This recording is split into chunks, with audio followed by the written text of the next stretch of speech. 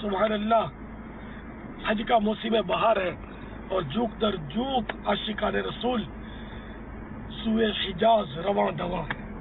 ایک شخص نے حضرت سیدنا حاتم اصم علیہ رحمت اللہ الاکرم سے عرض کی، مجھے حج کا سفر درپیش ہے، کوئی ایسا ہم سفر یعنی سفر کا ساتھی بتائیے جس کی صحبت بابرکت کا فیض لوٹتے ہوئے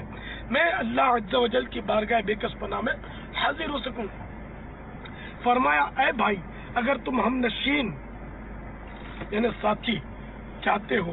تو تلاوت قرآن مبین کی ہم نشینی یعنی صحبت اختیار کرو، اور اگر رفیق یعنی ساتھی چاہتے ہو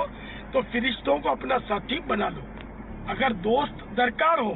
تو اللہ عز و جل اپنے دوستوں کے دلوں کا مالک ہے، اور اگر توشہ یعنی زیادہ سفر کی ضروریات چاہتے ہو تو اللہ رب العالمین جل جلالہ پر یقین سب سے بہترین توشہ ہے،